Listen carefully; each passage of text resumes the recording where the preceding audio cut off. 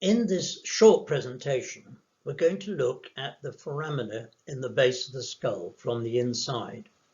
We will list the bones in which the foramina lie, where they lead to, and what passes through them. For many years, I've been searching for easy ways of remembering anatomy, and I think that most students would agree that studying the head and neck is more of a challenge than most of the rest of the body, but also in many ways more interesting. Many years ago, when I was teaching students about the skull, I was surprised when one of them asked me if I'd ever noticed that the vast majority of the foramina in the base of the skull lie on an oval line. He said that if you draw an oval line that passes through the medial ends of the lesser wings of the sphenoid, marked here as A, and through the petrous temporal bones, B, and the center of the foramen magnum, C, all but three of the important internal skull foramina lie on this line. To see if this is true, we tried it, and indeed it works well. So starting anteriorly, the optic canal and the medial aspect of the superior orbital fissure lie on this oval, as do the foramen rotundum and foramen ovale. A little further posteriorly, the foramen spinosum and the internal acoustic meatus follow this pattern, as do the jugular foramen and the hypoglossal canal. Then finally, and most posteriorly, the oval passes through the foramen magnum. So then, which of the foramina do not lie on this oval? And the answer is the foramen lacerum, which lies within the oval, the foramen cecum, far anteriorly, and the cribriform plate of the ethmoid. So now let's go through these foramina again in turn and describe each of them in some more detail. For each one, we will name the foramen, state which skull bone it lies in, where it leads to, and what, if anything, passes through it. So starting anteriorly, we see that the optic canal lies between the lesser wing and the body of the sphenoid. It leads directly into the posterior aspect of the orbit. Passing through it, importantly, is the optic nerve. But also importantly, it is the access site for the ophthalmic artery with its central retinal branch.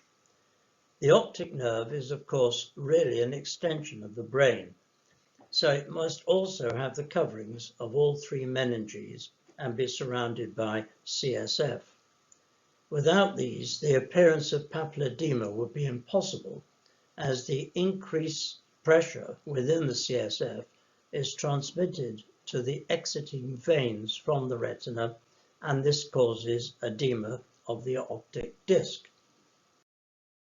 Next is the superior orbital fissure that lies between the greater and lesser wings of the sphenoid bone. It gives wide access to the posterior orbit. It is the main access site for many structures to reach the orbit and the eyeball. First, the nerves that control the extrinsic muscles of the eye, which are, of course, the oculomotor, the trochlear, and the abducent nerves. These are accompanied by the ophthalmic division of the trigeminal nerve and the superior ophthalmic veins. Next, on the oval, is the foramen rotundum, which lies in the sphenoid bone. It leads directly into the pterygopalatine fossa.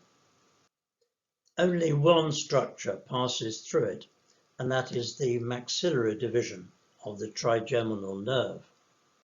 Next comes the foramen ovale, just posterior to the foramen rotundum, which lies in the sphenoid bone and leads directly into the infratemporal fossa.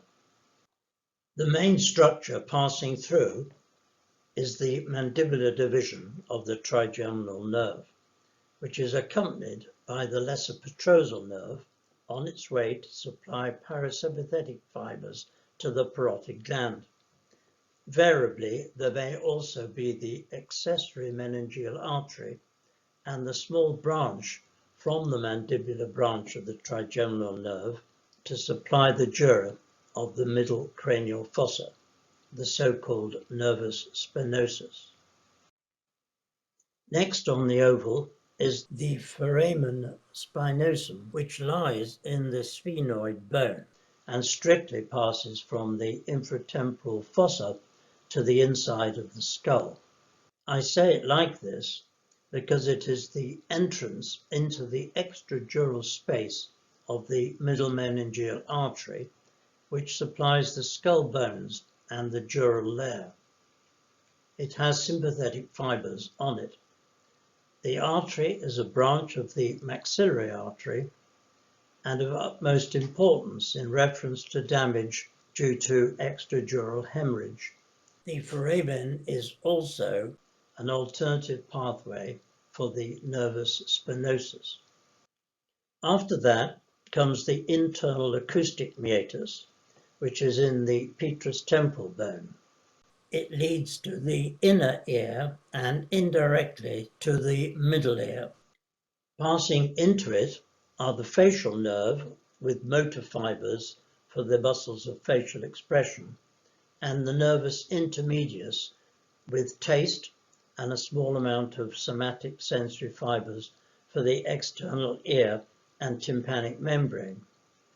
This nerve also carries parasympathetic for the chorda tympani and the greater petrosal nerves. In addition, the labyrinthine artery enters valgus beatus. As we reach the posterior part of this oval, the jugular foramen lies between the petrous temporal bone and the occipital bone and leads through to the base of the skull. It transmits three cranial nerves, the glossopharyngeal, the vagus, and both parts of the accessory nerve, the cranial and spinal parts. At this foramen, the sigmoid venous sinus becomes the internal jugular vein. In the anterior part of this foramen, the inferior petrosal venous sinus, draining the cavernous sinus, exits and runs posteriorly to join the internal jugular vein just below the foramen.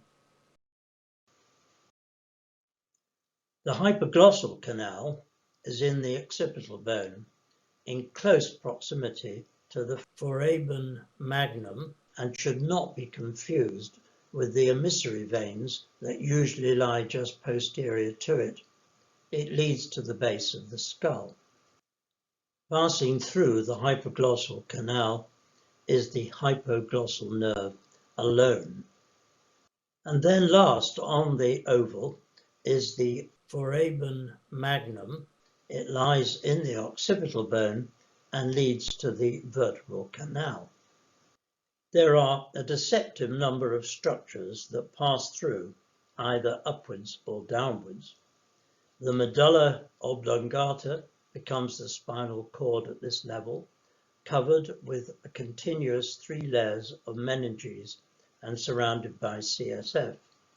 The vertebral arteries pass upwards, and the anterior and posterior spinal arteries pass downwards. All these arteries have sympathetics on them. The spinal roots of the accessory nerves pass upwards to join the cranial roots. Then there are a number of membranes and ligaments, namely the tectorial membrane formed from the posterior longitudinal ligament and the ligaments that hold the dens in place, the alar and apical ligaments. Now we can briefly describe the three foramina that do not lie on the oval line. The first is the foramen cecum, which lies in the frontal bone just anterior to the crista galli. It is often blind ending, but may have an emissary vein passing through into the nose. It's of little importance, but it does mark the site of the beginning of the superior sagittal sinus. The next foramen, which does not lie on the oval, is the cribriform plate of the ethmoid, which leads to the nasal cavity. The small filaments of the olfactory nerve pass through the numerous foramina and convey sense of smell back to the brain. Each small nerve has a dural covering that extends into each of the small foramina, and it is tearing of these small areas of meninges that leads to CSF rhinorrhea in fractures of the base of the skull. Both the anterior ethmoidal artery and nerve also pass upwards through the cribriform plate to supply the anterior cranial fossa, and then they pass downwards again to supply the nasal cavity, and the nerve becomes the external nasal nerve. Now, lastly, we come to the foramen lacerum, which is often misunderstood. It is at the junction of the sphenoid and petrous temporal bones and has a contribution from each of them. Although it extends from the base of the skull to the inside of the skull, there is no way through because the lower half is blocked with fibrous tissue and cartilage. Thus, nothing passes through the length of it, but the carotid artery emerges from the petrous temporal bone into its upper part and then turns superiorly to exit through its upper limits.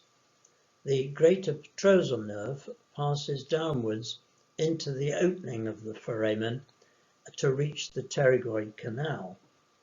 To clarify the details of the foramen lacerum, we can have a look at this image.